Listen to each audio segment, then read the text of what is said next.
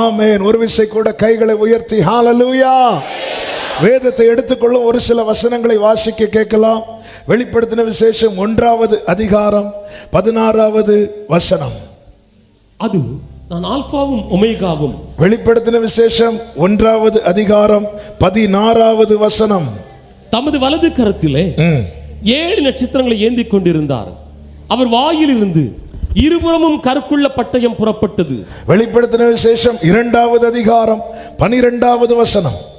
பெர்கமு சபையின் தூதனுக்கு எழுத வேண்டியது என்னவெனில், இருபுறமும் கருக்குள்ள பட்டயத்தை உடையவர் சொல்லுகிறதாவது. 16வது வசனம். நீ மனம் திரும்பு, இல்லாவிட்டால் நான் சீக்கிரமாய் உன்னிடத்தில் வந்து என் வாயின் பட்டயத்தால் அவர்களோட யுத்தம் பண்ண. எல்லாரும் ஒரு விசை கூட கைகளை உயர்த்தி ஹalleluya. இந்த நாளிலே பேசும்படி நேற்று ஆவியானவர் அப்படி ஆழமா இருதயத்தில் இறக்கின வார்த்தை தான் கர்த்தரின் பட்டயம். ஜெயிக்கணும்னா யுத்தம் நடக்கணும். யுத்தத்துக்கு என்ன தேவை தெரியுமா? பட்டயம் தேவை. கர்த்தரின் பட்டயம். அவருடைய வாயிலிருந்து இருபுறமும் கருக்குள்ள பட்டயம் புறப்பட்டது. அதனாலதான் வேதம் சொல்லுகிறது, ஆமென், இருபுறமும் கருக்குள்ள பட்டயத்தை உடையவர் சொல்லுகிறதாவது. எது இருபுறமும் கருக்குள்ள பட்டயம்? எபிரேயர் 4:12 எல்லாம் நமக்கு தெரிந்தது. இந்த வசனங்கள் நம்ம நினைவில் கொண்டு வந்து அதன் பிறகு நாம செய்தியை கேட்க போகிறோம். தேவனுடைய வார்த்தையானது ஜீவனும் வல்லமையும் உள்ளதாய் இருபுறமும் கருக்குள்ள எந்த பட்டயத்திலும் கருக்கானதாயும் இருக்கிறது. இருபுறம் கருக்குள்ள பட்டயம். எனவேதான் பெலிஸ்தியர் என்ன தந்திரம் பண்றாங்க? 1 சாமுவேல் 13:19 எபிரேயர் பட்டயங்களை ஆகிலும் ஈட்டிகளை ஆகிலும் உண்டு பண்ணாதபடிக்கு பார்த்து கொள்ள வேண்டும் என்று பெலிஸ்தியர் என்ன பண்றாங்க? ஒரு கொல்லனும் இராதபடிக்கு கொல்லனை எல்லாம் கை வைக்கிறாங்க. யுத்தம்னு வந்தா அவன் கையில என்ன இருக்கக்கூடாது? பட்டயம் இருக்கக்கூடாது. சத்துருவை வீழ்த்தும்படி பரலோகம் கொடுத்த ஒரே பட்டயம் தான் என்ன தெரியுமா? கர்த்தருடைய வசனம். எனவேதான் ஏசாயா 55 சொல்லப்பட்டிருக்கிறது, கர்த்தர் ஒரு வசனத்தை அனுப்பினால் அது தாம் விரும்பின காரியமாகும்படி வாய்த்து அந்த விரும்புறதை செஞ்சுட்டு தான் திரும்புமா. பெலிஸ்தியருக்கு விரோதமாய் கர்த்தர் எரேமியா தீர்க்கதரிசியை கொண்டு உரைக்கும் போது அதில் இப்படி ஒரு வார்த்தை சொல்லப்பட்டிருக்கிறது. ஏசாயா 47வது அதிகாரம் 6-7 வசனங்களிலே வாசியுங்கள். நான் என் ஜனத்தின் ஏசாயா 47:6-7 வசனங்கள். நான் என் ஜனத்தின் மேல் கடும் கோபம் கொண்டு என் சுதந்திரத்தை எரேமியா 47:6-7 வசனங்கள். எரேமியா. கர்த்தரின் பட்டயமே, எந்த மட்டும் அமராதிருப்பாய், உன் அறைக்குள் திரும்பி வந்து ஓய்ந்து விடு. இந்த வார்த்தையை நல்லா கவனிக்கணும். பட்டயம் எடுக்கப்பட்டு விட்டது. இப்பொழுது பட்டயம் எடுக்கப்பட்ட, பட்டயம் புறப்பட்ட அந்த வேலையை செய்யாம அது வராது. பொதுவா பஞ்சாபியரை பத்தி தானே அப்படி சொல்லுவாங்க. கத்தி அவங்க உருவிட்டாங்கன்னா ரத்தம் காணாம உள்ள வைக்க மாட்டாங்க. அது தெரியல. ஆனா கர்த்தர் பட்டயத்தை எடுத்துட்டார்னா இது உண்மை. கர்த்தரின் பட்டயமே, எந்த மட்டும் அமராதிருப்பாய், உன் அறைக்குள் திரும்பி வந்து ஓய்ந்து அமர்ந்திரு என்று சொல்லும் போது அடுத்த வசனத்தில் இப்படி சொல்லப்பட்டிருக்கிறது, அது எப்படி அமர்ந்திருக்கும்? அஸ்கலோனுக்கு விரோதமாகவும் கடல் துறை தேசத்துக்கு விரோதமாகவும் கர்த்தர் அதற்கு கட்டளை கொடுத்து, இந்த வேர்டை கவனிங்க, கர்த்தர் அதற்கு கட்டளை கொடுத்து அவ்விடங்களுக்கு அதை குறித்திருக்கிறாரே, அது எப்படி அமர்ந்திருக்கும்? ஒரு தேவ பிள்ளைக்கு கர்த்தர் கொடுத்த பட்டயம் கர்த்தருடைய வசனம். கர்த்தருடைய வசனத்தை பல காரியங்களோடு ஒப்பிட்டு வேதத்திலே சொல்லப்பட்டிருக்கிறதை பார்க்க முடியும். அதுல ஒன்று அக்கினி. உபாகமம் 33:2 சொல்லப்பட்டிருக்கிறது, அவர்களுக்காக அக்கினி மயமான பிரமாணம் அவருடைய வலது கரத்திலிருந்து புறப்பட்டது. அக்கினி. அக்கினி என்ன செய்யும்? பட்சிக்கும் என்பது நம்முடைய காமன் வேர்டா இருக்கலாம். அக்கினி ஒருபுறம் பட்சிக்கும், இன்னொரு புறம் பரிசோதிக்கும்.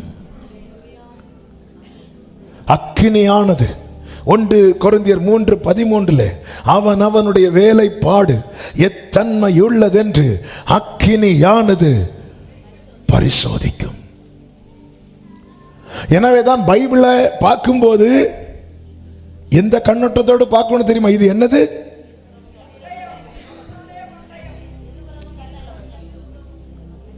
நான் அடுத்து தாண்டி வந்துட்டேன். உங்களெல்லாம் தூக்கி தீல தான்.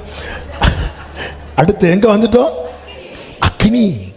அக்கினி அது பரிசோதிக்கும். நம்ம ஒரு நாள் ஃபுல்லா வெளியே போயிட்டு வந்து பைபிள் கூட கொஞ்சம் டைம் ஸ்பெண்ட் பண்ணி பாருங்க. அது உங்களுக்கு டீட்டெயிலாக உங்களை சொல்லிட்டு இருக்கும். நிறைய பேசிட்டு வரோம், நிறைய விட்டு பேசிட்டு வரோம், பழகிட்டோம். நம்ம அப்படி இல்லை. நமக்கு வந்து லைன் போட்டு வச்சிருப்போம், அது மட்டும் பார்ப்போம். அல்லது நம்ம கொஞ்சம் டைமை இந்த ஃப்ரெண்டு கூட ஸ்பெண்ட் பண்ணணும். அது அக்கினி. அது எடுத்து காட்டிகிட்டே இருக்கும்.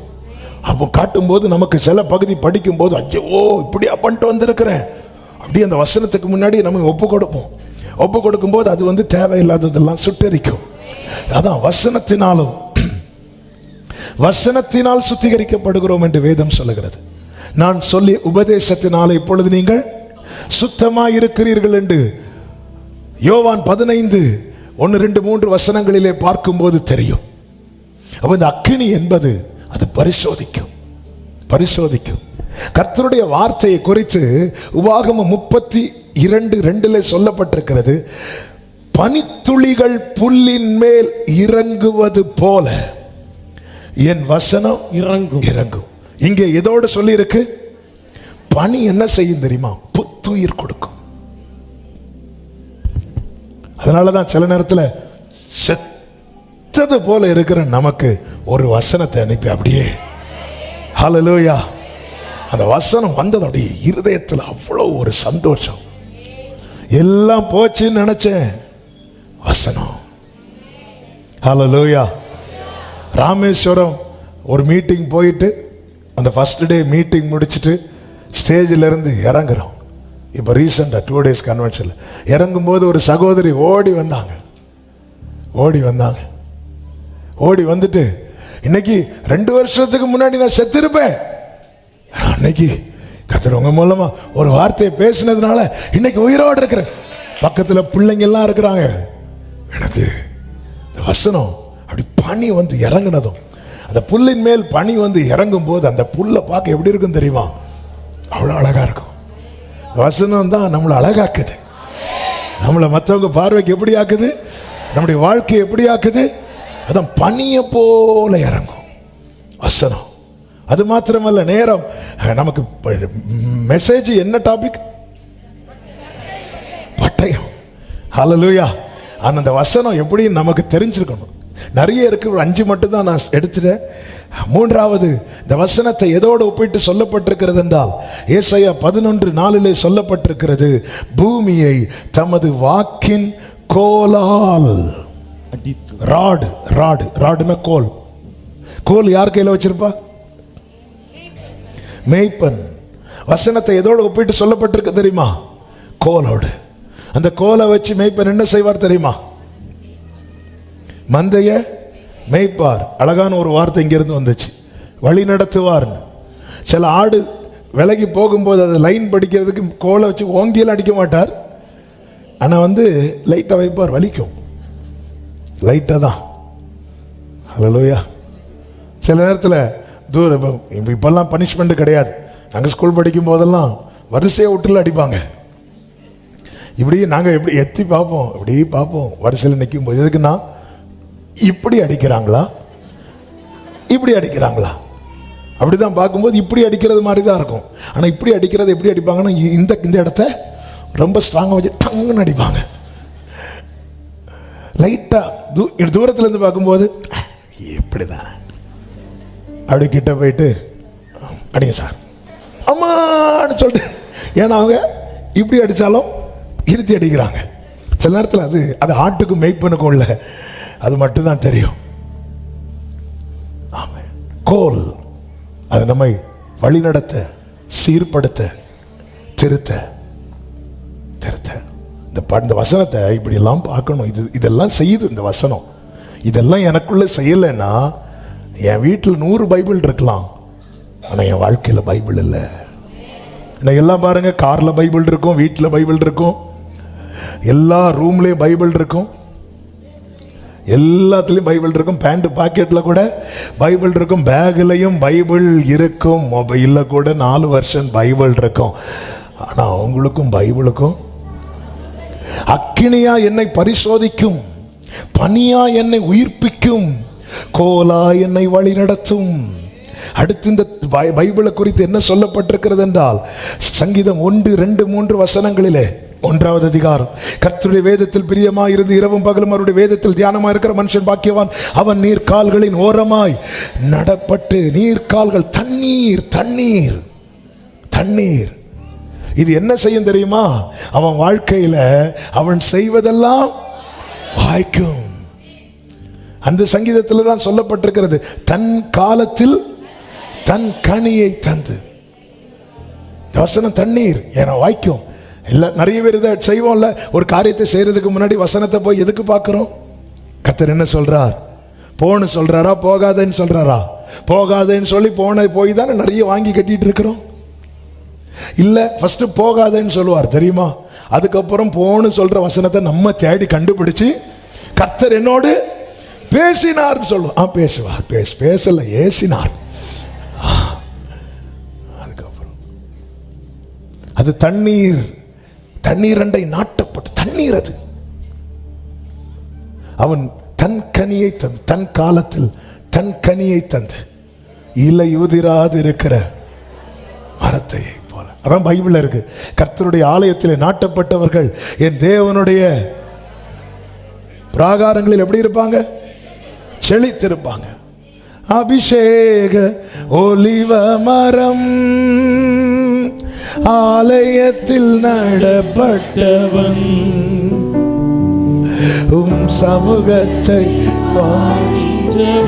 ஓ அன்பையே வசனம் தான் பசியாற்றும் உணவு, பிரசனம் தான் தாகம் தீர்க்கும் தண்ணீர். ஆமென். வசனம் தான் பசியாற்றும் உணவு, க்ளோரி. பிரசனம் தான் தாகம் தீர்க்கும் தண்ணீர். என் வெளிச்சமும்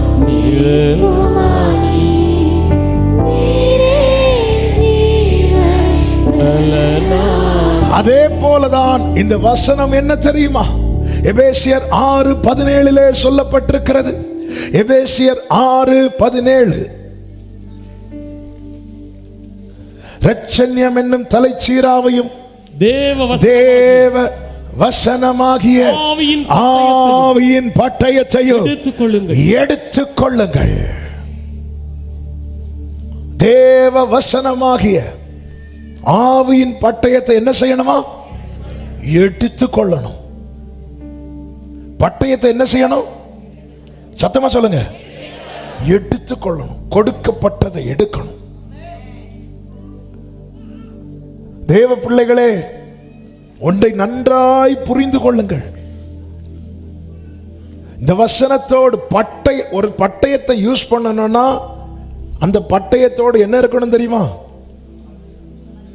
கரெக்டா சொன்னீங்க. இன்னைக்கு நிலம் கரெக்டா வருது. ஜோமன்ட்டு வந்தீங்களோ? பட்டயத்தோடு என்ன இருக்கணும்? பழக்கம் இருக்கணும். சவுல் தன் பட்டயத்தை தாவீதின் அறையிலே கட்டி விடுகிறான்.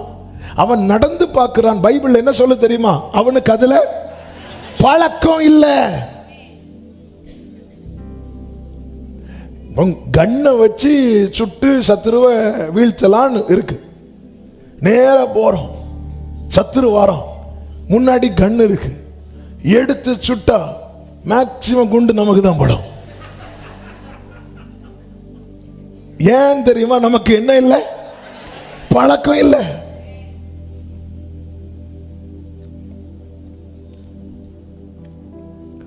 பழக்கம் இல்லை.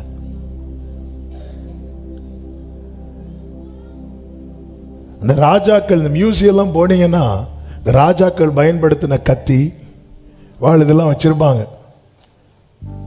ஒரு குறிப்பிட்ட இடத்துக்கு போய் அதெல்லாம் டச் பண்ணக்கூடாது, இருந்தாலும் அப்படி எடுத்து பார்த்தேன்.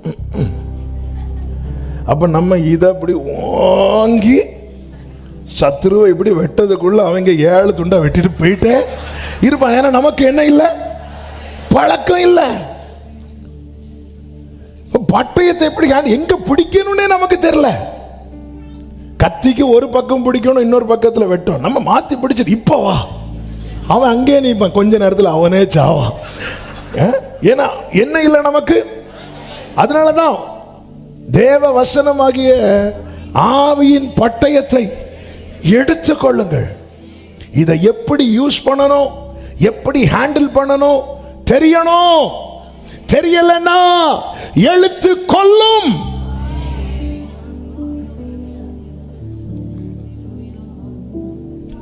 ஆவி உயிர்ப்பிக்கும், எழுத்து கொல்லும்.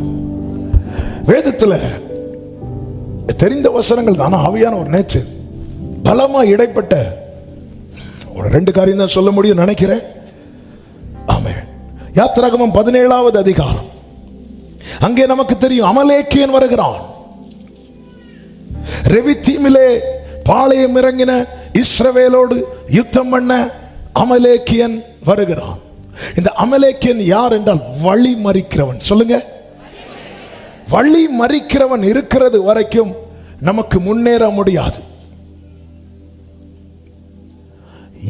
கரெக்டா எங்க வரான் பாருங்க, சீனாய்க்கு போறாங்க. அடுத்து சீனாயில தான் கர்த்தர் இறங்கி வர போகிறார்.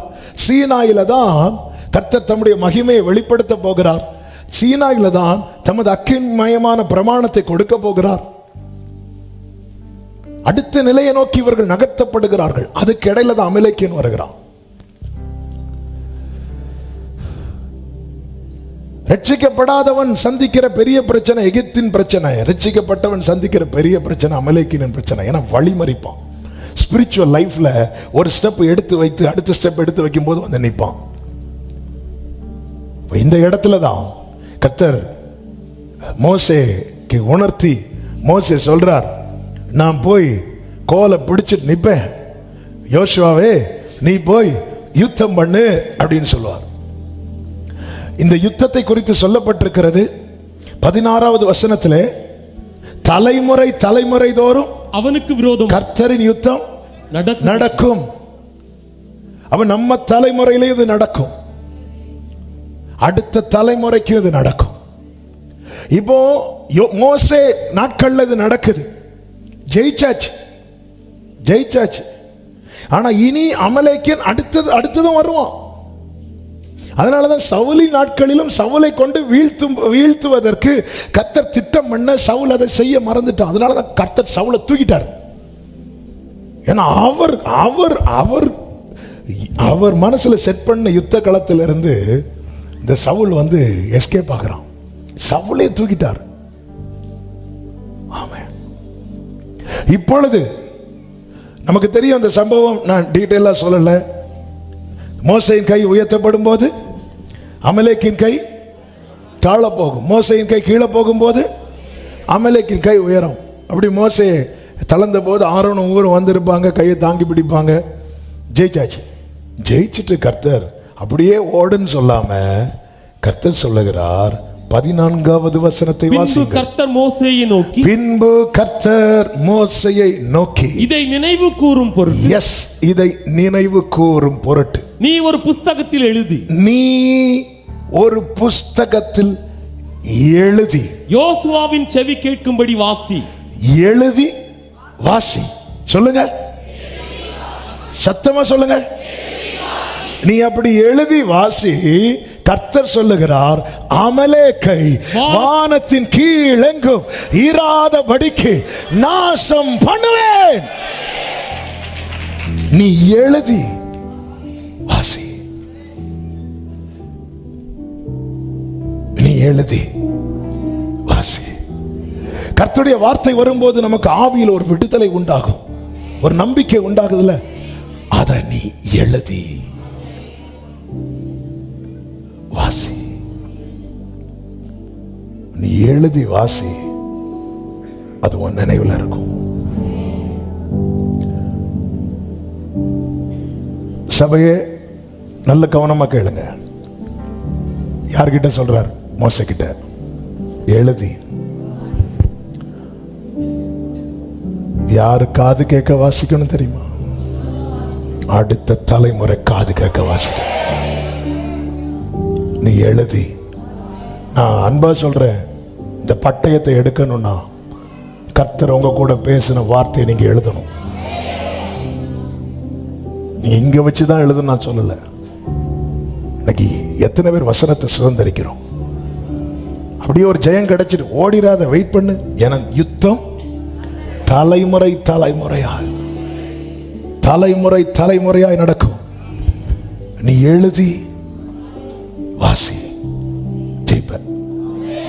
நீ வசனத்தை எழுது. உனக்கு நான் கொடுத்த சுதந்திரத்தை நீ எழுது. எழுதி. நான் இப்ப கையெல்லாம் தூக்க சொல்ல மாட்டேன்.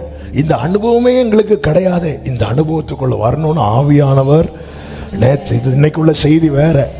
இன்னைக்கு உள்ள செய்தி 15 பாயிண்ட் செய்தி எடுத்து வச்சிருந்தேன். அதெல்லாம் அப்புறம் அடுத்த வாரத்தில் வரும். அது நம்ம 5 பாயிண்டே பேச மாட்டேங்கிறோம். 15 பாயிண்ட்னா பேசிட்டே இருந்தா 2 நாளைக்கு முன்னாடி கடா நோட் பண்ணேன். சரி, நேற்று இரவு அதை வச்சு மெடிடேட் பண்ணலான் இருக்கும்போது, நேற்று பகல் பிரேயர்ல இருக்கும்போது ஆவியானவர் அப்படியே இந்த வெளிச்சத்தை காட்டுறார். நீ எழுதி வாசி. அமலேக்கை வானத்தின் கீழங்கு இராதபடிக்கு நான் பார்த்துக்கிறேங்கிறார். இந்த பட்டயத்தை எப்படி ஹேண்டில் பண்ணும் பாத்தீங்களா?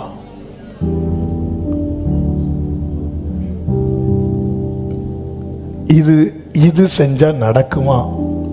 எரிகோவை சுத்தும் போது எரிகோவின் பட்டணத்தில் இருக்கிறவங்களுக்கு பார்த்து பார்த்து பிள்ளைங்களுக்கு சோறு ஊட்டி இருப்பாங்கல்ல. இங்க பாரு, சிலது சுத்திட்டு கிடக்கு. நீ சாப்பிடுமா, நீ சாப்பிடு. சுத்திட்டு எங்க எப்படிங்க இருக்கும்? நம்ம எப்படி என்ன செய்வோம்? நம்ம சுத்தவா செய்வோம்? எரிகோவுக்கு முன்னாடின்னு ஒரு செல்ஃபி எடுத்து நாங்கள் இதை தான் தகர்க்க போகிறோம். சிலர்லாம் நாங்கள் இதை இன்னும் 7 நாள்ல தகர்க்க போகிறோம். அது அங்கே தான் இருக்கும், ஆளை காணாது. 7 நாள் சுத்தி வந்து நிற்கிறாங்க. இல்லாமட்டே எரிகோ. உன்னுடைய செயல் மற்றவர்களுக்கு பைத்தியமா இருக்கும். ஆனா நீ இதை செய்யும் போது மேல வானமண்டலத்தில் யுத்தம் நடக்கும். வானமண்டலத்தில் யுத்தம் நடக்கும். பெற்றோரே, உங்க பிள்ளைகள் காது கேட்க முதல்ல நீங்க வாசிங்க. வாசிங்க. வாலிபர்களுக்கு சொல்றேன், எனக்கு இது எழுத்து வராது, எனக்கு இது எழுத்துது பிடிக்காது. மினிஸ்ட்ரிக்கு வந்து ஆரம்பத்துல எல்லாம் வந்து எந்த நோட்ஸ் எதுவுமே வைக்க மாட்டேன். அப்படியே வச்சு அப்படி ப்ரேயர் பண்ணி வசனம் பேசிட்டு அப்படியே விட்டுறது. ஒரு நாள் திருப்பூர் மீட்டிங் போயிட்டு இருக்கிறேன். மீட்டிங் போய் காலையில் போய் சேர்ந்தாச்சு.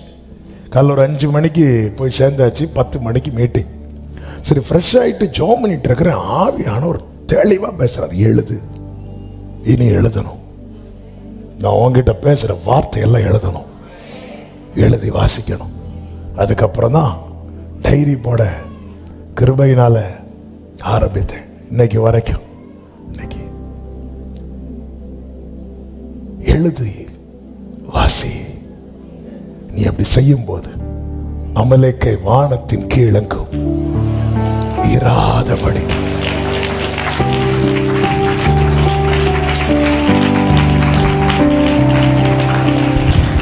இதான் பட்டயத்தை நீ ஹேண்டில் பண்ணு.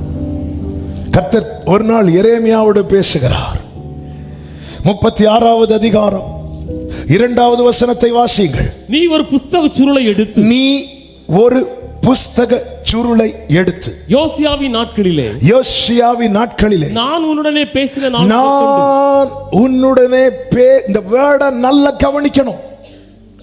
நான் உன்னுடனே பேசின நாள் முதற்கொண்டு இந்நாள் மட்டும் இன்னைக்கு வரைக்கும் இஸ்ரவேலை குறித்து யூதாவை குறித்து சகல ஜாதிகளை குறித்து உன்னோடு சொன்ன எல்லா வார்த்தைகளையும் அதிலே எழுது. எப்படிங்க இருக்கும் எரேமியாவுக்கு? ஆண்டவரே சொல்ல அதெல்லாம் எனக்கு மறந்துட்டுன்னு சொல்ல முடியுமா? எதை எழுதணுமா?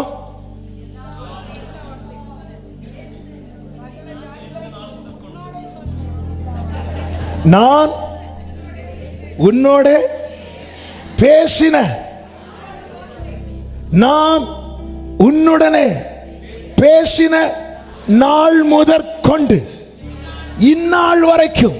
எங்க ஆண்டவர் கேட்கிறார்? எங்க இப்போ வந்து கேட்கிறார்? எங்க ஜானங்க இப்படி வந்து கேட்டா இப்படி இருந்துச்சு, இப்படி இருந்துச்சு. உடனே தான் நம்ம பாடுவோம், என்னை மன்னியும் தெய்வமே, நான் உன்னோடு பேசின நாள் முதற்கொண்டு. இது சாதாரண விஷயம் கிடையாது. ஆவியின் பட்டயத்தை எடுத்துக்கொள். எப்படி எடுக்க? எழுது, வாசி. நான் உன்னோடு பேசின நாள் முதற்கொண்டு. வசனத்துக்கு நடுங்குகிறவனை நோக்கி பார்க்கிற ஒருவர் இன்றும் ஜீவனோடு இருக்கிறார். இந்த எரேமியா பாருக்கை கூப்பிடுகிறான். பாருக்கை கூப்பிட்டு சொன்னது எல்லாம் எழுத வைக்கிறான். எழுதிட்டு சொல்லுகிறார், எரேமியா இங்க பாருப்பா, நாம் எழுதிட்டு விட்டுறக்கூடாது. எரேமியாவை தீர்க்கதரிசியா வச்சா நம்ம ஃபேமிலியை எடுத்து வைப்போம். எரேமியா வச்சு சர்ச்சுக்கு பேசுறார், ஜனங்களுக்கு பேசுறார். இதெல்லாம் போய் வாசி, அவங்க காது கேட்க வாசிங்கிறார். எரேமியாட்ட பேசப்பட்டது எல்லாமே எழுதப்படுகிறது. எப்படி எழுதினாங்களாம்? 18வது வசனத்தில் சொல்லப்பட்டிருக்கிறது. பாருக்கு சொல்கிறார், அவர் தமது வாயினால் இந்த எல்லா வார்த்தைகளையும் முறைத்து என்னுடனே சொன்னார், நான் மையினால புஸ்தகத்தில் எழுதினேன். இப்படி ஒவ்வொரு இடத்துலயா வாஸ்து வாஸ்து வாஸ்து வாஸ்து கடைசியில் எங்க போயிட்டுனா ராஜா கிட்ட போயிட்டு, யோயாக்கீம் கிட்ட போயிட்டு. யோயாக்கீம் என்ன பண்றான் அப்படின்னா, அந்த 22வது வசனத்தை வாசியுங்கள்.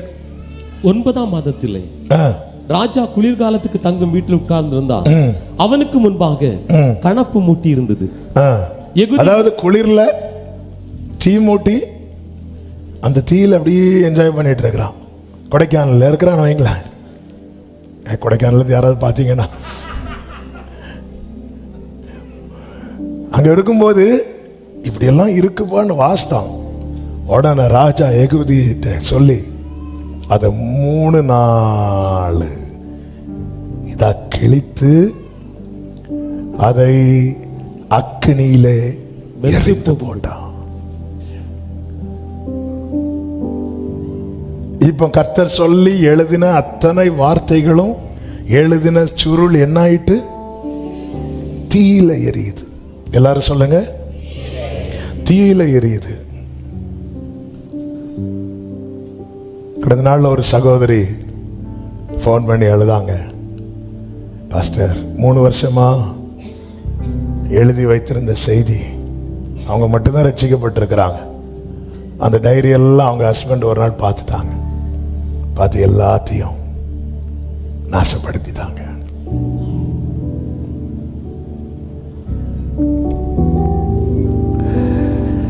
இதெல்லாம் எரித்ததும் ராஜா நினைச்சான், இந்த சுருளை எரிச்சதோட எல்லாமே போச்சு. 27வது வசனம்.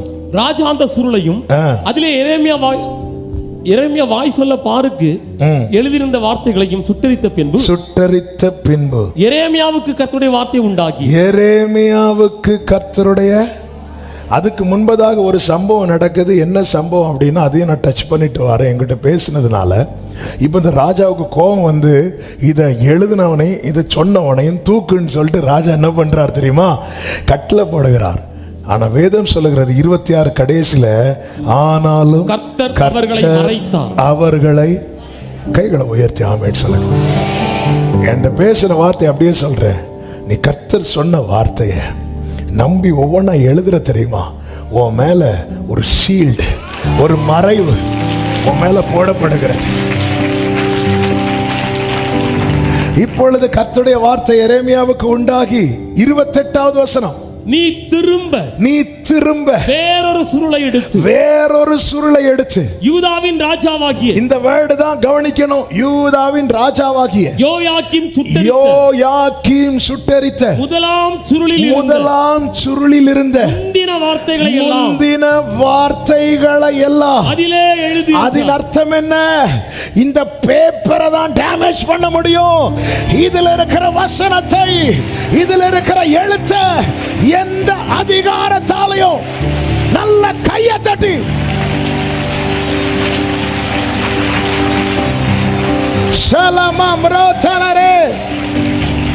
வார்த்தை சாகாது. அதே அக்கினி, அதுக்கு அக்கினியா? ஹalleluya. ஆண்டவர் சொல்றார், டயர்டையாகல ஆண்டவர், நீ திரும்ப வேறொரு சுருளை எடுத்து. இவ்வாறு முந்தின சுருளில் இருந்த பிரியமான கர்த்தருடைய பிள்ளைகளே, சில அதிகாரங்கள் உங்களை நெருக்கலாம், சில நேரத்தில் உங்களுக்குரியவைகளை சுட்டரிக்கலாம். ஆனால் ஒன்றை புரிந்து கொள், உன்னோடு பேசின வார்த்தையின் ஒரு உறுப்பு கூட, ஜீசஸ் ஜீசஸ், ஒரு உறுப்பு கூட, ஹalleluya. எனவேதான் மோசே அங்கே யெகோவா நிசி என்று பெயரிட்டான். யெகோவா நிசி, யெகோவா நிசி, யெகோவா நிசி, யெகோவா நிசி, யெகோவா நிசி. ஆமென். நல்ல கையை தட்டி யெகோவா நிசியை ஏற்றி பாடுவோம், எங்கள் கோடி வெற்றி கோடியே. ஆமென். ஆமென். யெகோவா நிசி, ஏ மாமலர ஜடரே,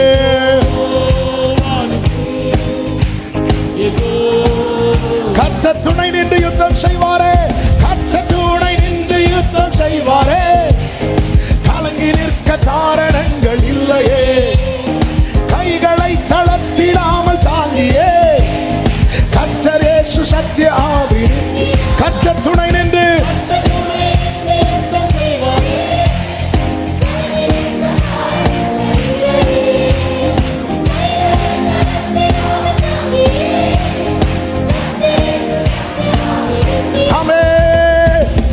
நல்ல யுத்த வீரரே, கர்த்தர் நல்ல யுத்த. யெகோவா நிசி, யெகோவா நிசி, யெகோவா நிசி, யெகோவா நிசி. ஒரு விசை கூட, கர்த்தர் துணை நின்று யுத்தம் செய்வாரே, கர்த்தர் துணை நின்று யுத்தம் செய்வாரே. ஆமென்.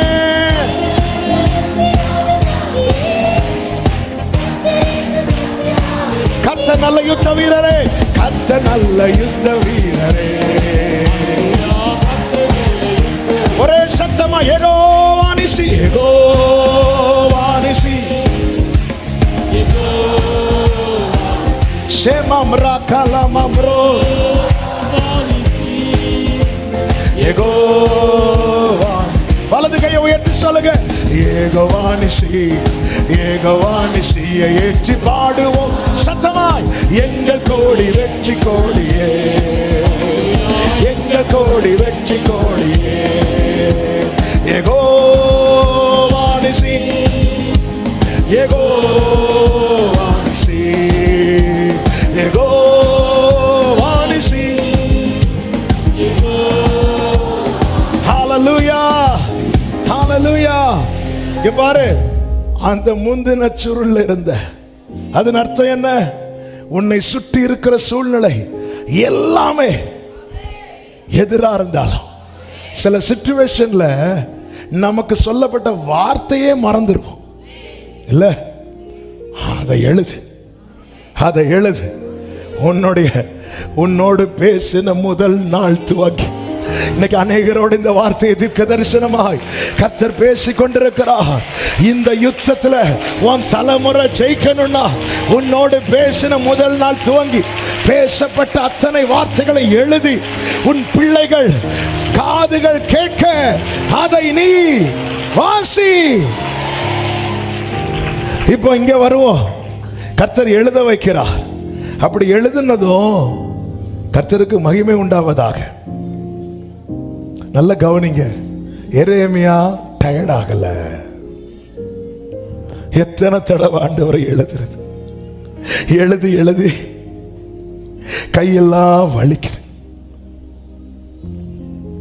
நேற்று இந்த வார்த்தையை நைட்டு செர்மன் ப்ரிப்பேர் பண்ணும்போது திடீர்னு அப்படி இப்போ ஆண்டவர் திடீர்னு வந்துட்டு ஆமாம் உன்ட்ட முதல் நாள் பேசினதுல இருந்து உள்ள எல்லாத்தையும் எடுத்து காட்டு அப்படி சொன்னாங்கன்னா எனக்கு அப்படி நினைக்கும் போது என் கையெல்லாம், இந்த கையும் ஓடல காலும் ஓடல.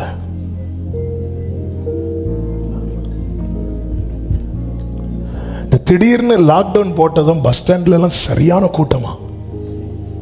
ஏன்னா அவங்களுக்கு ஒன்றும் ஓடாது. ஏன்னா என் ஆண்டவருடைய ஒரு வார்த்தை கூட, கர்த்தரின் பட்டயமே நீ எந்த மட்டும் அமராதிருப்பாய். பட்டயம் சொல்லுது. அது எப்படி அமரும்? அங்கிருந்து கட்டளை வந்துட்டுல, அது செய்யாம இந்த பட்டயம் உரைக்கு திரும்பாது.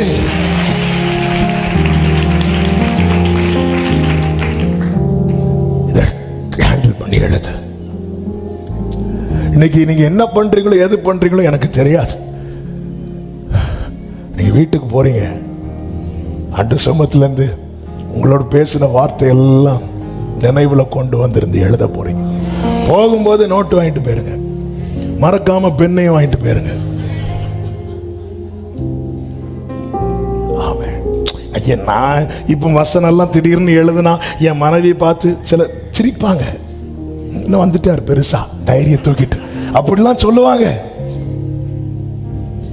எங்க ஏன்னா யோசுவாவுக்கு தெரியாது இந்த மேட்ரு. மோசே யோசுவா நினைச்சான் அவன் கையில் இருக்கிற பட்டயத்தால் வெட்டினான், ஆனா உன் கையில் இருக்கிற கோலினால தான் ஜெயம் கிடைச்சுன்னு. இந்த யோசுவா கையில் இருக்கிற பட்டயத்தை விட உன் கையில் இருக்கிற கோல் ரொம்ப பெருசுப்பா. அதை நீ உயர்த்தி பிடிச்சதுனால தான் ஜெயம் கிடைச்சது. அதனால இவைகளை நினைவு கூறும் பொருட்டு. அப்ப நம்ம இதை மறக்க கூடாது, நினைக்கணும். நீ எழுது, எழுதி வாசி.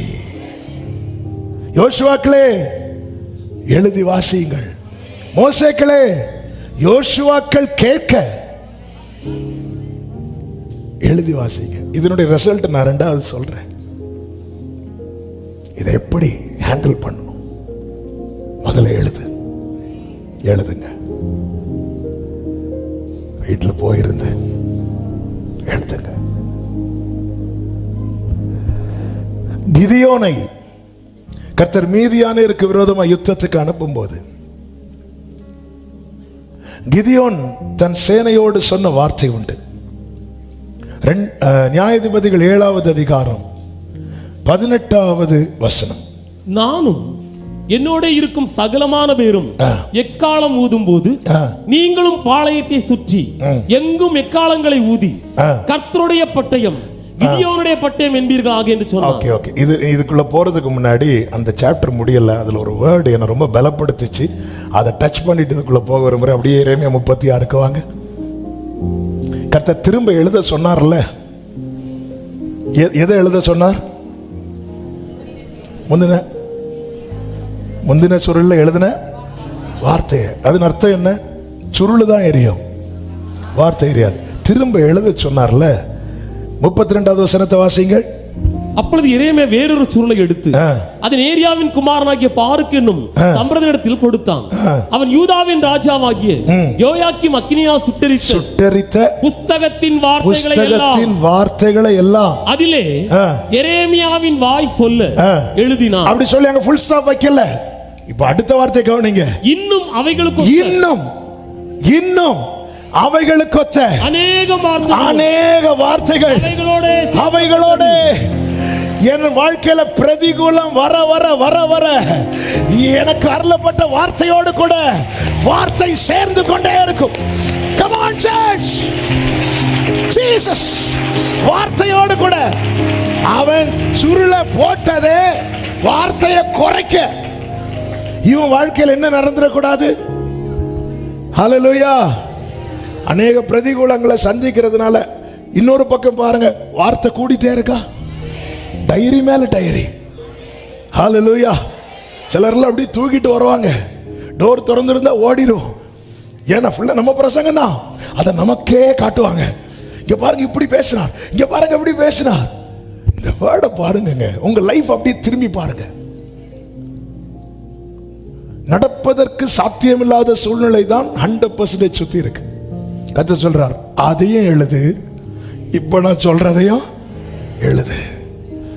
வார்த்தைகளும் அவைகளோட, அவைகளுக்கு எதிரான வார்த்தைகள் அல்ல, அவைகளுக்கு ஒத்த. அதன் அர்த்தம் என்ன? என் ஆண்டவர் சூழ்நிலையை கருதி மாட்டி பேசுகிறவர் அல்ல. 75 ஈசாக்குன்னு சொன்னா 100 இஸ்மவேல் என்று சொல்லுகிறவர் அல்ல. ஆபிரகாமை நீ வேணா மாற்றலாம், கர்த்தர் மாற்ற மாட்டார். அவைகளுக்கு ஒத்த வார்த்தைகள் தான். ஆமென் சொல்லுங்க பார்க்கலாம். எழுதணும், வாசிக்கணும். மூன்றாவது செய்கிற காரியம் தான் பிரகடனப்படுத்தணும். பிரகடனப்படுத்தணும், ப்ரோக்ளைம் பண்ணு, அதை அறிக்கை செய். இங்கே மீதியானருக்கு விரோதமா யுத்தம் பண்ண போகும்போது கிதியோன் சொல்லுகிறான், கர்த்தரின் பட்டயமே கிதியோனுடைய பட்டயம் என்பீர்களாக.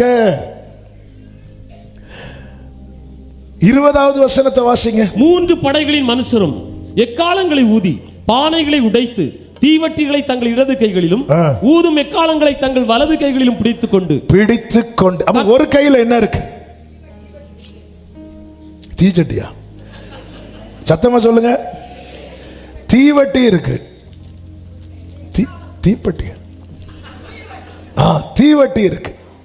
ஒரு தீ பந்தோன்னு வச்சுக்கோங்க. தீ ஒருவேளை தீப்பட்டியா இருக்குமோ? ஒரு கையில் என்ன இருக்கு? ஒரு மனுஷனுக்கு எத்தனை கை உண்டு? சில டக்குன்னு 2 கை. தீவட்டி இருக்கு. இன்னொரு கையில யுத்தத்துக்கு எதோட போகணும்? எப்படிங்க இருக்கும்? ஒரு கையில தீ, இன்னொரு கையில எக்கால வச்சுட்டு இப்படி போனா எப்படி இருக்கும்? கையில என்ன இல்லை, அப்ப பட்டை எங்க இருக்கு?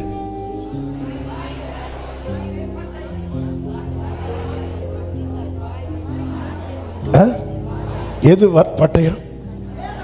வார்த்தை. அங்க போய் அவர்கள் தங்கள் நிலையில நின்று கொண்டு. அப்போ ஒரு விஷயம் நல்லா புரிஞ்சுக்கோங்க, சத்துருவோடு இப்படிதான் இருக்கணும். ஆமென். என்ன சொல்லணுமா? கர்த்தரின் பட்டயம் கிதியோனின் பட்டயம் என்று சத்தமிட்டு. அடுத்த வசனத்தை வாசிங்க. பாளையத்தை சுற்றிலும் அவரவர் தங்கள் நிலையிலே நின்றார்கள். அப்பொழுது பாளையத்தில் இருந்தவர்கள் எல்லாரும் சிதறி கூக்குரலிட்டு ஓடி போனார்கள். எதை கேட்டு ஓடி போனாங்க? அப்போ எப்படி பிரகடனப்படுத்தணும்? சத்துரு கேட்க, உனக்கு விரோதமாய் உருவாக்கப்பட எந்த ஆயுதமும் இப்படி இல்ல, இது அறிக்கை செய்யணும். அதான் அவங்க சத்தமிட்டார்கள். நீ முதல்ல எழுது, வாசி, அப்புறம் சத்தமிடு. சத்துரு எதற்கு நடுங்குவான் தெரியுமா? இந்த வசனத்துக்கு நடுங்குவான், இந்த பாவியின் பட்டயத்துக்கு முன்பதாக. ஏன்னா அவனுடைய முடிவே எதுதான் எழுதுது? ஏசாயா 27:1. ஏசாயா 27:1. அக்காலத்திலே கர்த்தர் லிவியாதான் என்னும் நீண்ட பாம்பை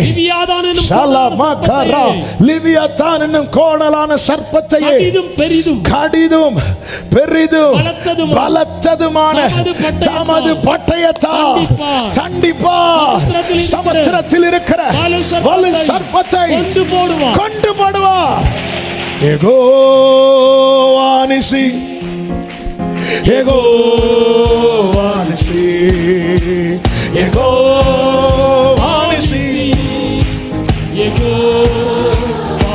யெகோவா நிசி, யெகோவா நிசி, யெகோவா நிசியை ஏற்றி பாடுவோம். எங்க கோடி வெற்றி கொண்டு இயேசுவை பிசாசானவன் சோதிக்க வந்தான். பிசாசை பார்த்து இயேசு பேசின வார்த்தைகள் அனைத்து வசனமே. 1 2 3 ஆளை காணோம். ஹல்லேலூயா. நம்ம அப்பதான் இருந்து வசனம் எழுதுவோம். பிசாசு நீ எங்க இருந்து வந்திருக்கிறாய்? கர்த்தருடைய பட்டயம் கொடுக்கப்பட்டிருக்கிறது. ஆனா இந்த வசனத்தை சும்மா பேசக்கூடாது. அவர்கள் தங்கள் நிலையிலே நின்று கொண்டு, இதான் முக்கியம். இந்த நிலையில் அவர்களை வந்து நிக்க வைக்க கர்த்தர் செய்த முதல் காரியம் என்ன தெரியுமா? வீட்டில் இருக்கிற பாகால் சிலையை தூக்கி போட்டுட்டார். உள்ள அருவருப்பை வச்சுட்டு வெளியே கர்த்தரின் பட்டயம் கிதியோனின் பட்டயம்னு சொன்னா சத்துரு ஓட மாட்டான். ஓடாத சத்துருவை கூப்பிட்டு ஏன் ஓடாம இருக்க, நீ தான் ஓடுவே. இல்லை, என் ஐட்டம் ஒன்று உள்ள இருக்கு, அது ஒன்று தந்தீங்கன்னா நான் எடுத்துட்டு போயிடுறேன். இயேசு சாத்தானுடைய தலையை காலின் கீழே நசுக்குவதற்கு முன்பதாக ஒரு காரியத்தை உறுதிப்படுத்தி விட்டு தான் பிடியே கொடுக்கிறார். என்ன உறுதிப்படுத்துகிறார் தெரியுமா? அவனுக்கு என்னிடத்தில் ஒன்றுமில்லை. அவனுக்கு என்னிடத்தில் ஒன்றுமில்லை. இப்போ ஃபைட் பண்ண போறார். கிதியோன்ட்ட ஏன் எடுத்ததுமே மீதியானியர் வரும்போதே கர்த்தரின் பட்டயம் கிதியோனின் பட்டயம் கர்த்தர் இப்படி சொல்ல வேண்டியதானே? ஏன் சொல்ல முடியாதுங்க? நம்ம நினைக்கிறோம் இந்த வசனத்தை அறிக்கை செய்யறது எவ்வளவு சிம்பிள் மேட்டர். செஞ்சு பாருங்க, அப்படிலாம் முடியாது.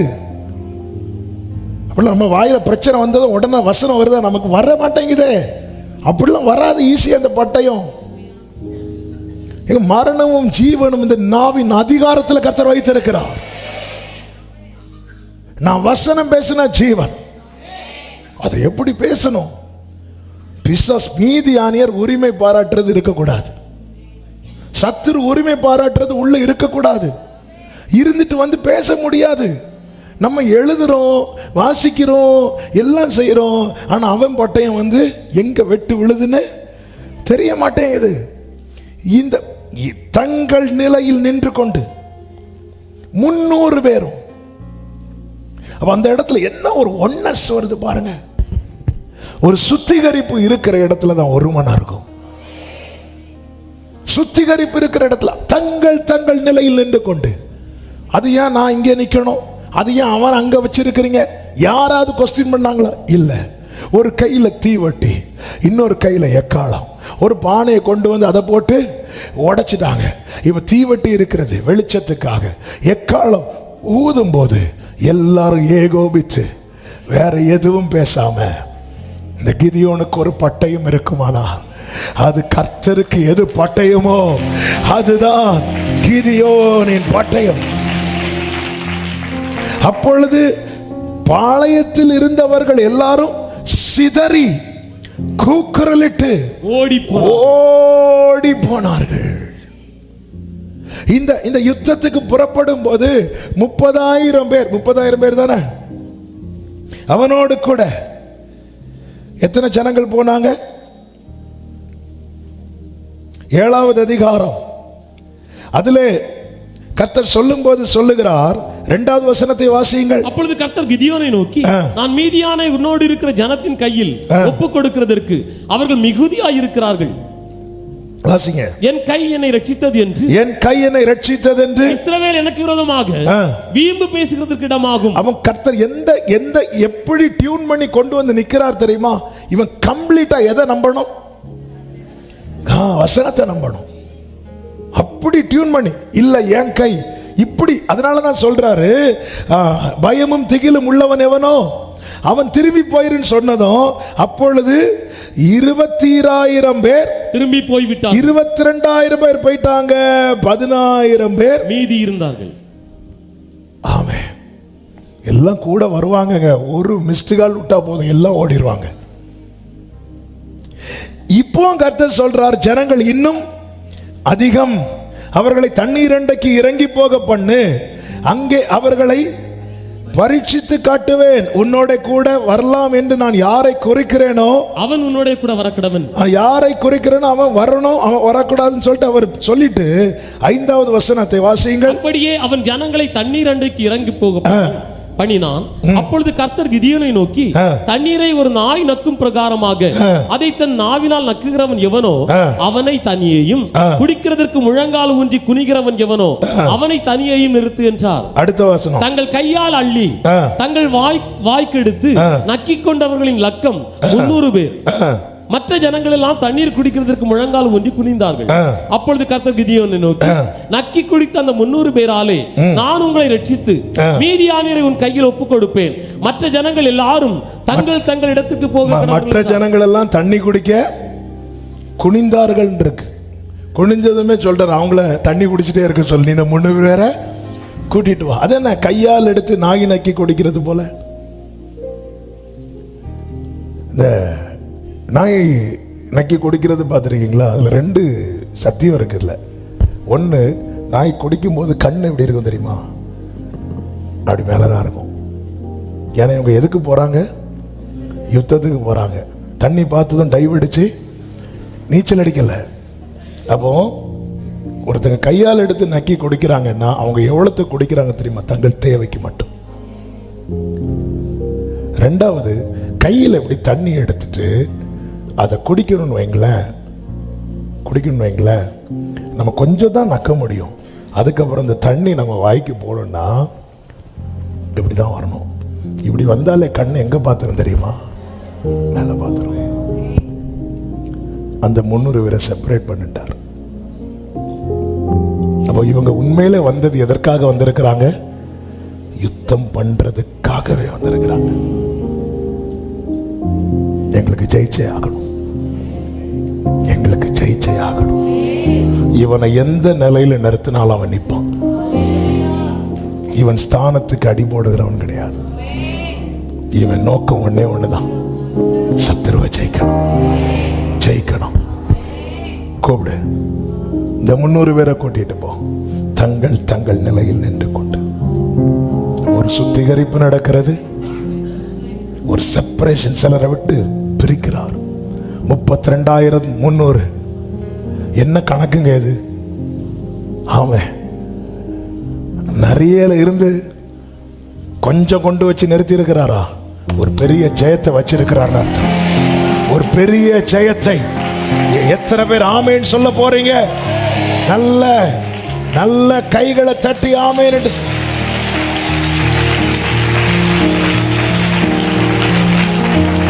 யோசுவாவின் புஸ்தகம் 6வது அதிகாரத்தில் எரிகோவை வீழ்த்தின ஒரு பெரிய ஜெயம். 7வது அதிகாரத்தில் ஆயி பட்டணம், சின்ன பட்டணம், எரிகோவை கம்பேர் பண்ணும்போது அது ஒண்ணுமே கிடையாது. அந்த பட்டணத்துக்கு விரோதமா எனவேதான் யோசுவா கொஞ்சம் பேரை தான் அனுப்புறார். ஆனா அங்க தோற்றுட்டு வராங்க. இஸ்ரவேலர்கள் அங்கே விழுந்தார்கள். யோசுவாவால தாங்க முடியல. இப்பொழுது தேவ சமூகத்தில் விழுந்து கிடக்கும் போது, தேவ சமூகத்தில் விழுந்து கிடக்கிற யோசுவாவோடு கர்த்தர் பேசுகிறார். என்ன பேசுகிறார்னா 12வது வசனத்தை வாசிங்க. ஆதலால் இஸ்ரவேல் புத்திரர் தங்கள் சத்துருக்களுக்கு முன்பாக நிற்க கூடாமல் தங்கள் சத்துருக்களுக்கு முதுகை காட்டினார்கள். அவர்கள் யோசுவா 7 அவர்கள் சாபத்தீடானதை உங்கள் நடுவில் இருந்து நிக்கிரகம் பண்ணாவிட்டால் இனி உங்களோடு நான் இருக்க மாட்டேன். கர்த்தர் இல்லாம கர்த்தருடைய வசனத்தை நம்ம பிரகடனப்படுத்தி பிரயோஜனம் கிடையாது. அதுதான் சொன்னேன். சும்மா அந்த வசனத்தை அறிக்கை செஞ்சா போதும். எப்படி மேல் பூச்சால அதனுடைய சத்தியத்தை அறியணும். சுத்திகரிப்பு அவசியம், சுத்திகரிப்பு அவசியம். அதாவது ரத்தம் பூசியாச்சு, இனி உள்ள என்னவும் செய்யலாம்னு சொல்லிட்டு கர்த்தர் வீட்டுக்குள்ள வைக்கல. வீட்டுக்குள்ள இருந்து அவர்கள் பஸ்கா ஆசரித்துக் கொண்டிருந்தார்கள்.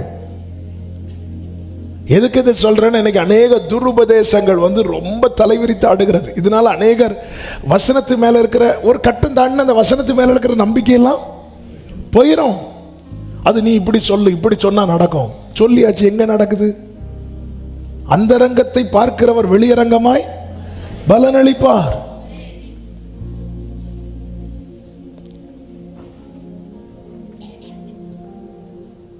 நல்ல கவனமா கேளுங்க.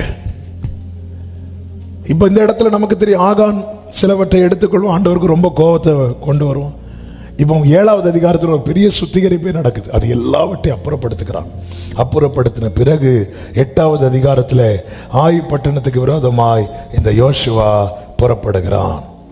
18வது வசனத்தை நீ வாசியுங்கள்.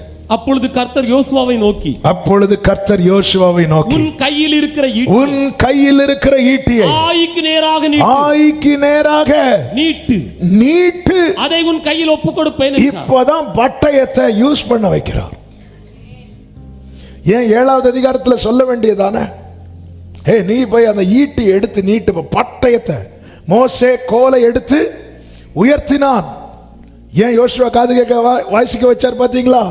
அடுத்த தலைமுறை அப்படியே நிக்க வைப்பார். இன்னைக்கு மோசேக்களே, நீங்கள் இந்த வசனம் என்கிற பட்டயத்தை பிடித்துக் கொண்டு நிற்பீர்களே, ஆனால் உங்கள் சந்ததியோ நாளைக்கு இந்த வசனம் என்கிற பட்டயத்தை பிடித்துக் கொண்டு நிற்கும். அதை யோசுவா காது கேட்க வாசிக்கணும். என் பிள்ளைய வசனத்தை பிடிக்க வச்சுட்டேனா நான் நிம்மதியாயிருவேன். அந்த அந்த அந்த நிலையில கொண்டு வரணும். அதனாலதான் நீ எழுதி, அவன் கேட்டாலும் சரி கேட்கலனாலும் சரி நீ வாசி. நாளைக்கு மோசே இப்படி நின்னது போல இன்னைக்கு யோசுவா இப்படி நிக்கிறான். எங்க பிள்ளைங்க வசனத்தை பிடிச்சிட்டாங்கன்னு வைங்களேன். ஆபிரகாமுக்கு மோரியா மலைக்கு போகும்போது என்ன பேச என்ன கேட்கன்னு தெரியல. ஆனா ஒரு கட்டத்தில் ஆமே ஈசாக்கு பலிக்கான ஆட்டுக்குட்டி எங்கன்னு கேட்காம பாருங்க. அவன் அந்த இடத்துல அம்மா எங்கன்னு கேட்கல. அந்த வேலைக்காரங்க வேற யாரையும் தேடாம ஆட்டுக்கு அடிக்கப்பட வேண்டிய ஆட்டுக்குட்டியை தேடலாம். பாத்தீங்களா? ஆபிரகாமுக்கு நம்பிக்கை வந்துட்டு, மகனே கர்த்தர் பார்த்து கொள்வா, பார்த்து கொள்வா. ஆமென், ஹல்லேலூயா. அதனால தான் சொல்றேன், ரொம்ப இது very very powerful, very very powerful. ஆண்டவர் சொல்லுவார்ல, நீ வசனத்தை உன் கையில கட்டிக்கோ, உன் நெத்தியில பொறித்துக்கொள், அது உன் வாயை விட்டு விலகாதிருப்பதாக. நீ வீட்டில் உட்கார்ந்து இருக்கும் போதும் படுத்திருக்கும் போதும் வெளியே நடக்கும் போதும் உன் பிள்ளைகிட்ட அதை பத்தி பேசிட்டே இரு. இன்னைக்கு நம்ம வசனத்தை பிடிச்சு வாழ்ந்துட்டு நாளைக்கு நம்முடைய சந்ததிக்கும் வசனத்துக்கும் சம்பந்தமே இல்லைன்னா அமலேக்கின் கை ஓங்கிருங்க. அமலேக்கு யாருன்னு சொன்ன? வழி மறிக்கிறவன். அவன் பாதையை ஓட விட மாட்டான். அவன் ட்ராக் எங்க ஸ்டாப் பண்ணணும் அங்க ஸ்டாப் பண்ணுவான். ஒரு லெவல் வரைக்கும் நல்லா இருக்கும். 10th வரை பிள்ளைக்கு படிப்பு நல்லா இருக்கும். 11th வந்து நிற்பான். 12th வரை நல்லா இருக்கும். காலேஜில் வந்து நிற்பான். இவன் தான் வழி மறிக்கிறவன். இவனை ஜெயிக்கிறதற்கு இந்த வசனம் என்கிற பட்டயத்தை எடுத்தா மட்டும்தான் வேலைக்கு ஆகும், இல்லைன்னா வேலைக்கு ஆகாது. சரி, காலேஜ் படிச்சு முடிச்சு அடுத்து ஜாபுக்கு போலன்னா அங்க வழி மறிக்கிறவன். அவன் வழி மறிக்கிறவன். ஒரு காரியத்தை செய்யலாம், நீங்க முன்னாடி போங்க, வந்து நிற்போம் தடையா. வழி மறிக்கிறவன். கர்த்தர் சொல்ல, இதை நான் மனசுல வச்சிருக்கிறேன் அப்படிங்கிறான். அப்போ ஆயி பட்டணத்துக்கு முன்னாடி இஸ்ரவேல் தோத்ததும் போய் ஈட்டி எடுத்து நீட்டுன்னு சொல்லல, இப்படி நீட்டிட்டு இருக்கிறது. நான் இருக்க மாட்டேன்ட்டார். அப்ப அந்த வசனத்தை அதான் ஹேண்டில் வித் கேர், சரியா ஹேண்டில் பண்ணணும், சரியா ஹேண்டில் பண்ணணும். இப்போ சுத்திகரிப்பு எல்லாத்தையும் மாத்தியாச்சு. அதான் இந்த அக்கினி பரிசோதிக்கும். யோசுவா ஈட்டிய நீட்டி நிக்கிற யோசுவா மட்டும்தான் மற்றவங்களுக்கு தெரியும். ஆனா பாதத்துல விழுந்து கிடந்த யோசுவாவை கர்த்தருக்கு மட்டும்தான் தெரியும். ஈட்டிய நீட்டணுமா, விழுந்து கிட. இந்த அக்கினி பரிசோதிக்கும். அப்பா எங்கப்பா பிரச்சனை, எங்கப்பா ப்ராப்ளம் சொல்லித்தாங்கப்பா. கற்று தாரும் நான் கடைபிடிப்பேன், சொல்வதை செய்து முடித்திடுவேன். கற்று தாரும் நான் கடைபிடிப்பேன். ஆமென். சொல்வதை செய்து முடித்திடுவேன். போவாஸ் போவாஸ் போவாஸ் போர்வையால் என்னை ஏசையா இசையா, இசையா, உம் அன்பினால் என்னை இந்த யோசுவா கர்த்தர்ட்ட அழுறான். ஆயி பட்டணத்துக்கு முன்னாடி நிக்கிறான். அப்படி நம்ம போய் சாத்தாண்ட போய் அழுதுட்டு போய் தயவு செய்து போவியா, அவன் எங்க போவான்? ஆண்டவர்கிட்ட அழணும், சத்ருவை எதிர்க்கணும்.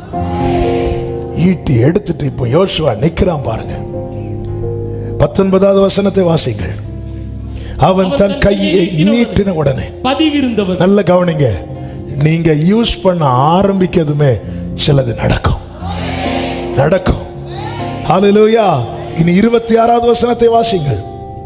ஆயின் குடிகளை எல்லாம் சங்கரித்து தீரு மட்டும் யோசுவா ஈட்டியை நீட்டிக் கொண்டிருந்த கையை மடக்கவில்லை. அதன் அர்த்தம் என்ன?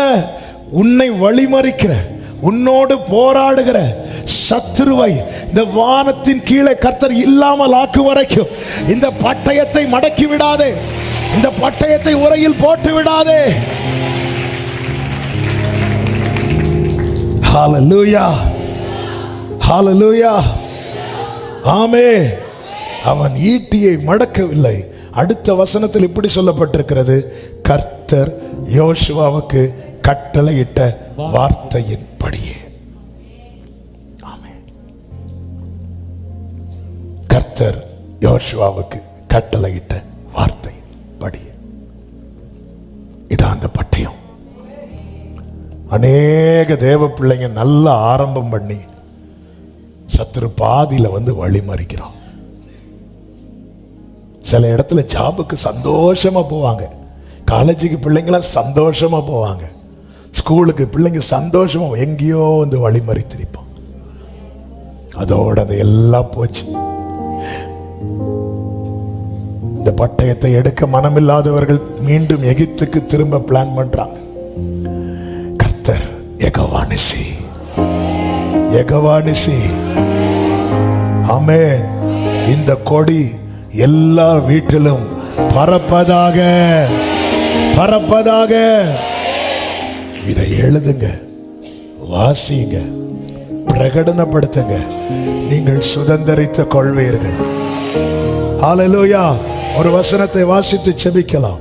149வது சங்கீதம், அதனுடைய 6, 7, 8, 9 வசனங்களை வாசிக்க கேட்கலாம். ஜாதிகளிடத்தில் பழி வாங்கவும், ஜனங்களை தண்டிக்கவும், அவர்களுடைய ராஜாக்களை சங்கிலிகளாலும் அவர்களுடைய மேன்மக்களை இரும்பு விலங்குகளாலும் கட்டவும், எழுதப்பட்ட நியாய தீர்ப்பை அவர்கள் பேரில் செலுத்தவும், அவர்கள் வாயில் கர்த்தரை உயர்த்தும் துதியும், அவர்கள் கையில் இருபுறமும் கருக்குள்ள பட்டயமும் இருக்கும்.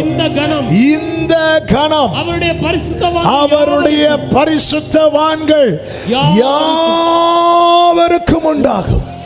சத்தமா ஹல்லேலூயா. இது கணம். துதியா இருக்கணும், வசனமா இருக்கணும். துதியா இருக்கணும். ரெண்டையும் சத்தமா சொல்லுங்க, சத்தமா சொல்லுங்க. அவ்வளவுதான், ஜெயிச்சிடலாம், ஜெயிச்சிடலாம். சத்துருக்கள் அதை கேட்டதை என்ன பண்ணாங்க தெரியுமா? சிதறி ஓடினாங்க. அவங்க ஓடும்போது எப்படி ஓடுறாங்க தெரியுமா?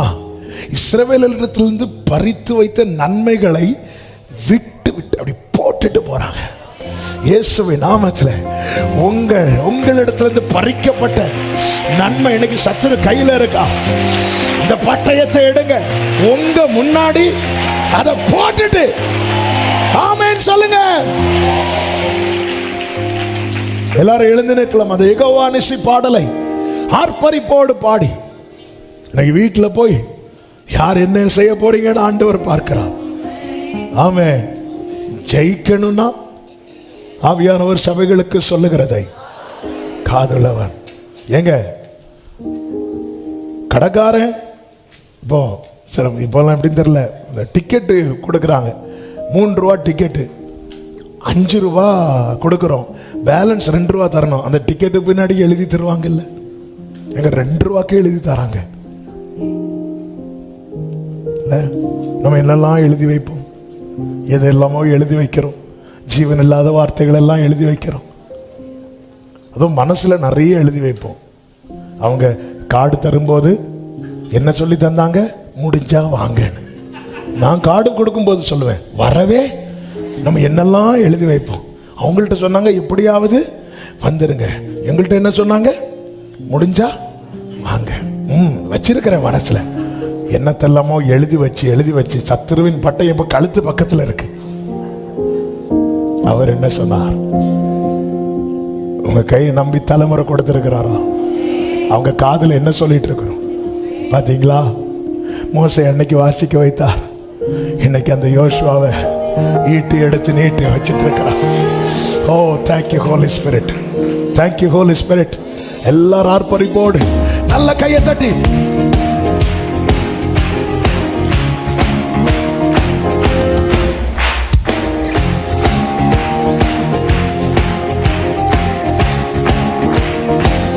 பாடுங்க.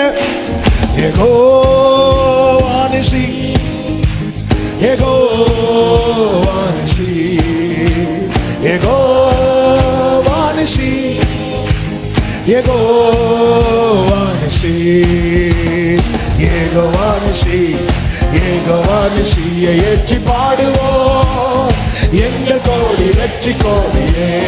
ஹல்லேலூயா. யெகோவா நிசி, யெகோவா நிசி, ஆமென். யெகோவா நிசி,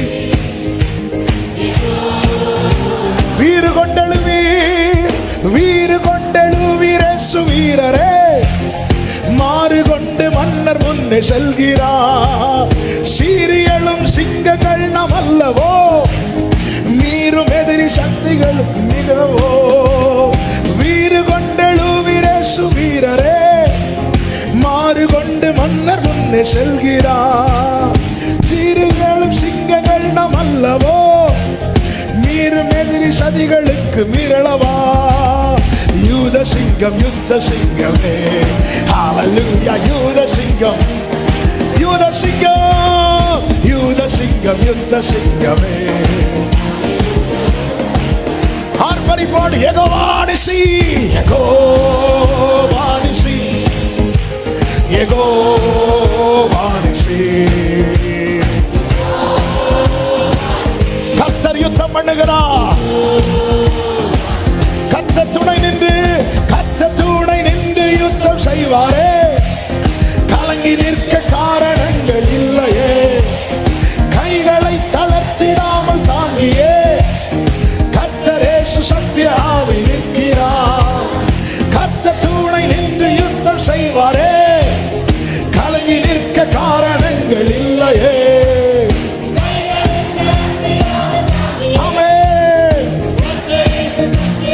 ஹல்லேலூயா. கர்த்தர் நல்ல யுத்த வீரரே. ஹல்லேலூயா. கர்த்தர் நல்ல யுத்த வீரரே. ஹல்லேலூயா. சபையே ஒரே சத்தமா யெகோவா நிசி, யெகோவா நிசி, யெகோவா நிசி. உனக்கு விரோதமாக எழும்புகிற, உன் பாதையை வழிமறிக்கிற அமலேக்கிய வானத்தின் கீழ் இராதபடிக்கு கர்த்தர் அழித்து போடுகிறார். கர்த்தருடைய பட்டயம் அதை செய்யும், அமர்ந்திராமல் செய்யும். எங்கள் கோடி வெற்றி கோடியே. வீறு கொண்டெழுவீர், வீறு கொண்டெழுவீர் இயேசு வீரரே. மாறு கொண்டு மன்னர் முன்னே செல்கிறார். சீரியலும் சிங்கங்கள் நம் அல்லவோ, மீறும் எதிரி சதிகளுக்கு மீறளவா. யூத சிங்கம், யூத சிங்கம், யுத்த சிங்கமே. இந்த வார்த்தை சொல்லுங்க, யூத சிங்கம், யுத்த சிங்கம்.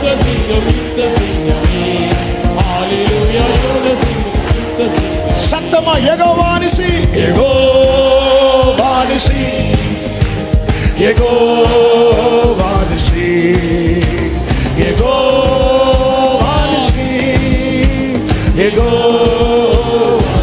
கர்த்தர் துணை நின்று, கர்த்தர் துணை நின்று யுத்தம் செய்வாரே. கைகளை தளர்த்திடாம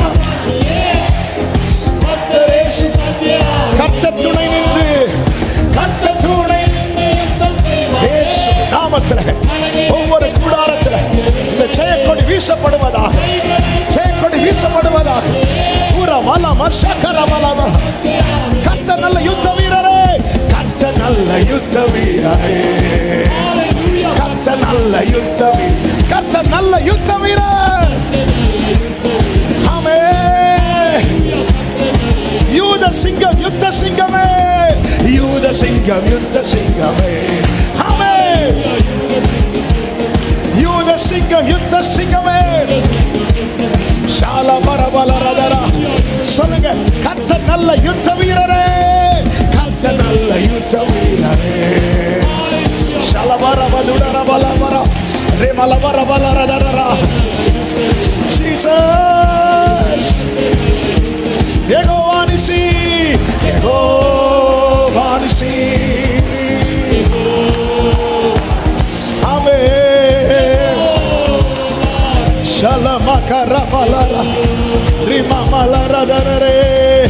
யெகோவா நிசி, யெகோவா நிசியை ஏற்றி பாடுவோம். எங்கள் கோடி, ஆமென், எங்கள் கோடி வெற்றி கோடியே, எங்கள் கோடி வெற்றி கோடியே. யெகோவா நிசி, யெகோ ஓ ரபலரா. ஆர்ப்பரி சபையே, ஆர்ப்பரி சபையே, ஆர்ப்பரி சபையே. ஷலமகரே ரிமமலரோ. திருவசனமாகி ஆவியின் பட்டயத்தை எடுத்துக்கொள், எடுத்துக்கொள், எடுத்துக்கொள். நீ மட்டுமல்ல, உன் தலைமுறையும் ஜெயிப்பார், உன் தலைமுறையும் ஜெயிக்கும், உன் தலைமுறை ஜெயிக்கும். ஷலபகரபா ரிமமலரா ரிகபரபோ ஷேரபலபரதரா. அந்நிய பாஷை, அந்நிய பாஷை.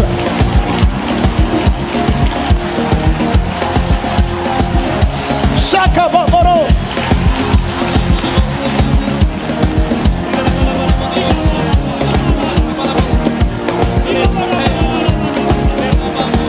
ரிமமலகபரபா ஷரபலரதரா ரிமமலரதரோ ரெமமகபரபலரா.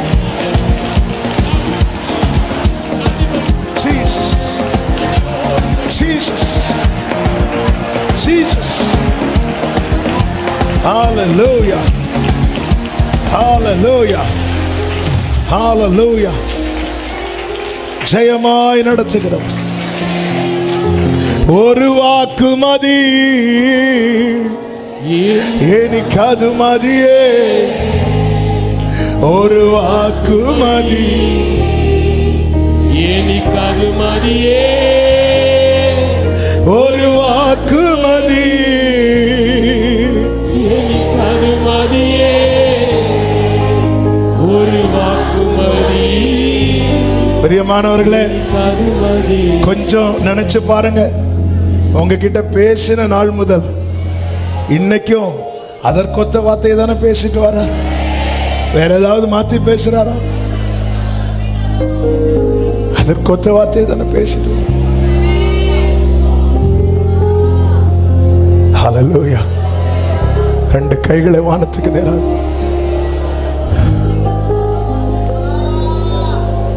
അസാധ്യമൊന്നും നിന്നിൽ ഞാൻ കാണുന്നില്ല, അധികാരത്തിൽ നിന്നെ പോലാരുമില്ല. എൻ നിരാശകൾ മാറും ഒരു വാക്കു നീ പറഞ്ഞാൽ, എൻ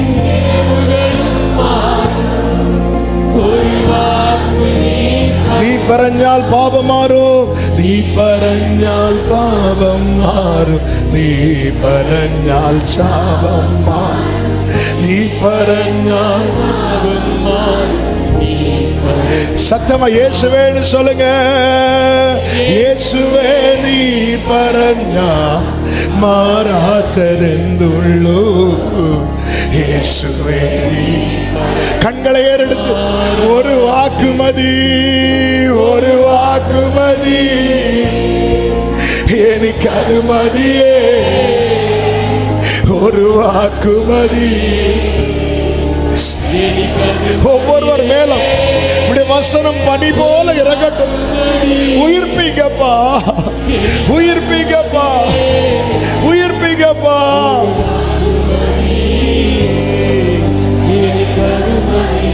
എന്റെ പുറക്കകത്തു വരാ, ഞാൻ പോരാത്തവനാണ്, എന്റെ കൂടെ നിരിപ്പാണു, ഞാൻ പോരാത്തവനാണ്, എന്റെ പുറക്കകത്തു വരാ, ഞാൻ പോരാത്തവനാണ്, എന്റെ കൂടെ നിരിപ്പാണു. സത്തമാ ഒരു വാക്ക് മതി, பனி போல இறங்கட்டும் பிள்ளைங்க மேல. ஜீசஸ் ஒரு வாக்கு மதி, எனக்கு அது மதியே.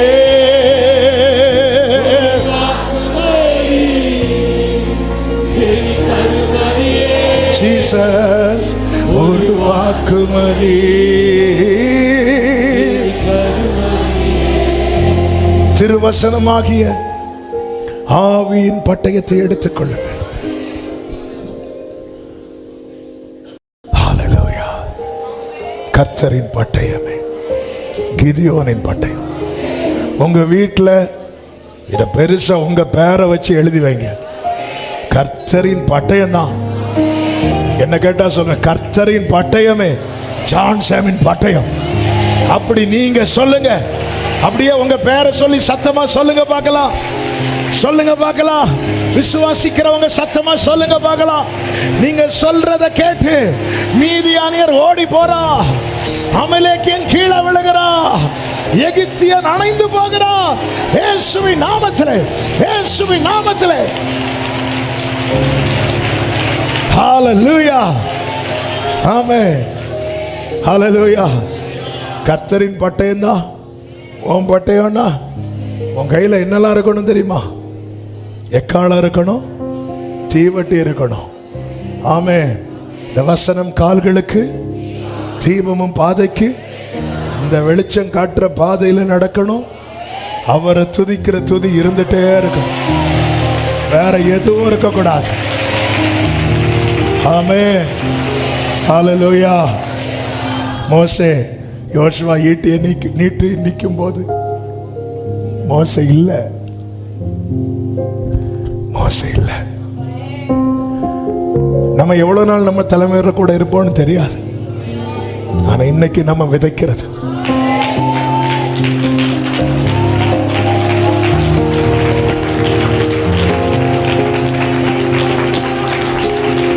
ஹல்லேலூயா. அன்னைக்கு விழுந்து கிடக்க மோசே உண்டு, நாளைக்கு அதே போல யோசுவா விழுந்து கிடக்கும். அப்பதான் ஜெயிக்க முடியும் ஆண்டவர் சமூகத்துல. அன்னைக்கு யோசுவாவுக்கு ஒரு பிரச்சனைனா மோசே கோலை தூக்கி நிற்கிறார். இன்னைக்கு யாரும் கிடையாது. ஹல்லேலூயா. அதனாலதான் ஆண்டவர் சொன்னார், இது நினைவு கூறும் பொருட்டு நீ எழுதி அந்த யோசுவா கேட்க வாசி, நாளைக்கு மீதியை நான் பார்த்துக்கிறேன். நீ இவ்வளவு செஞ்சுட்டு போயிரு மோசே, மீதியை நான் பார்த்துக்கிறேன். ஹல்லேலூயா, ஹல்லேலூயா, ஹalleluya. ஆவியானவர் அநேக காரியத்தை திருவிழம் பட்டி இருக்கிறார். காதுள்ளவன் கேட்க கடவன்.